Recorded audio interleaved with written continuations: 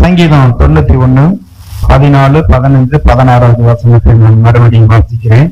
அவன் என்னிடத்தில் வாஞ்சையாய் இருக்கிறபடியால் அவனை விடுவிப்பேன்.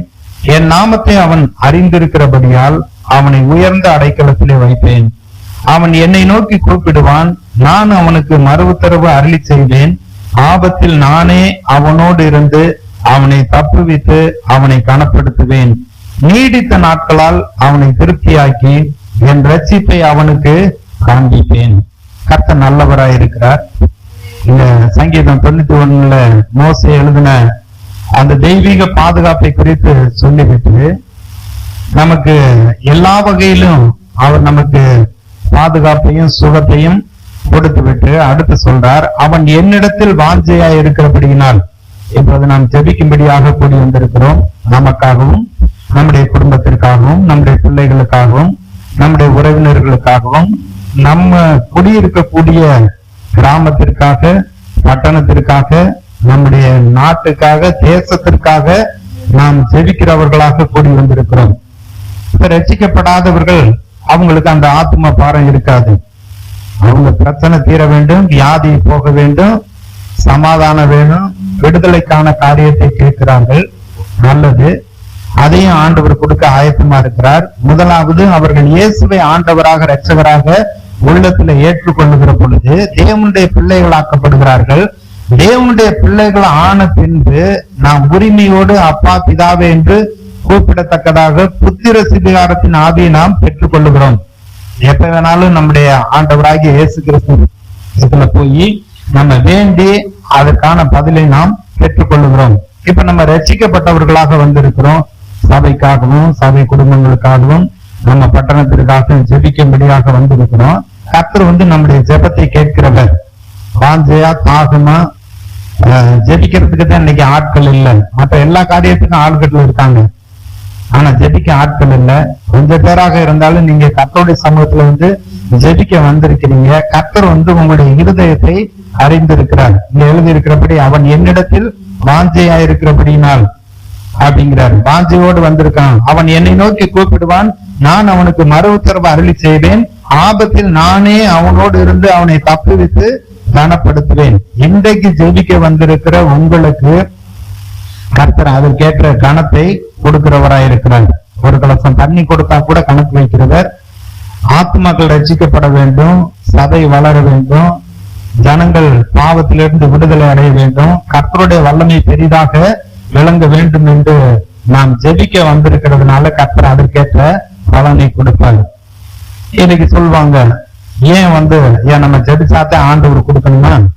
என்னுடைய குறைவுகள் என்னுடைய தேவைகள் எல்லாவற்றையும் கர்த்தர் அறிஞ்சிருக்காருல்ல, அவர் எனக்கு செய்யலாமே அப்படின்னு அனைவர் கேட்கிறார்கள். நாம் ஏன் ஜெபிக்க வேண்டும் அப்படின்னா, அவர் ஜெபத்தை கேட்கிறவர்.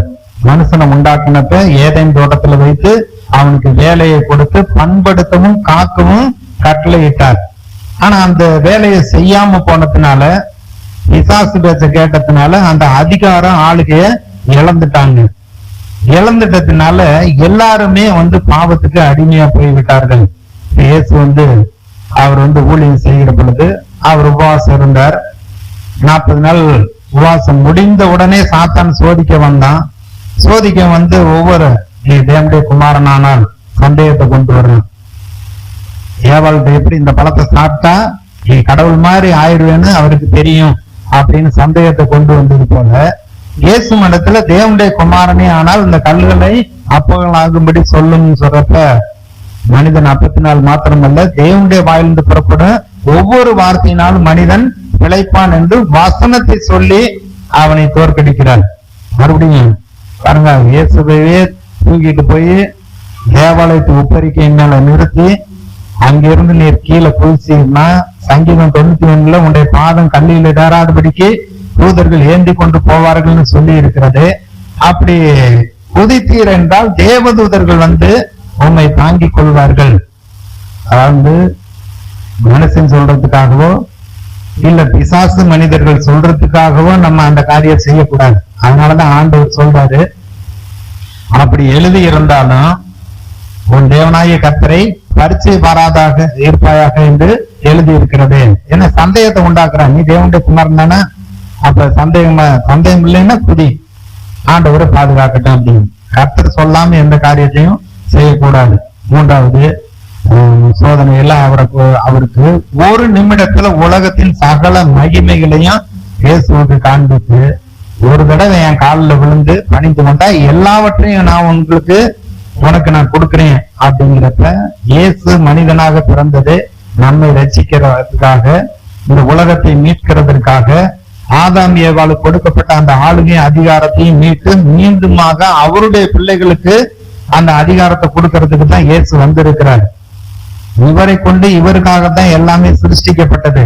ஆனா அவன் சொல்றேன், என்னை ஒரு தடவை காலில் விழுந்து கும்பிட்டா எல்லாத்தையும் தருகிறேன் அப்படிங்கிறப்ப அவர் சொல்லியிருக்கலாம், நான் தான் எல்லாத்தையும் உண்டாக்குனேன், வெள்ளியும் பொண்ணு என்னுடையது, இங்க இருக்கக்கூடிய மிருகங்கள், பறவைகள், ஊரும் பிராணிகள் எல்லாமே நான் தான் உண்டாக்குனேன், அதனால நீ எனக்கு கொடுக்க வேண்டிய அவசியம் இல்லைன்னு, உனக்கு அதிகாரம் இல்லைன்னு அவர் சொல்லி இருக்கலாம். ஆனா அவர் சொல்லல.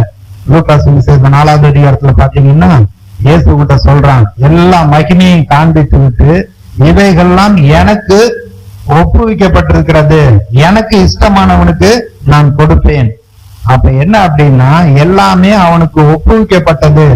ஆதாம் அடகு வைத்து விட்டான், எல்லாம் என் கண்ட்ரோல்ல இருக்கு, எனக்கு சுத்தமானவனுக்கு கொடுப்பேன் அப்படின்னு அவன் சொல்றப்ப கர்த்தர் சொல்றாரு, உன் தேவனாகிய கர்த்தர் ஒருவரை ஆராதித்து அவரை மட்டும் பணிந்து கொள்வாயாக,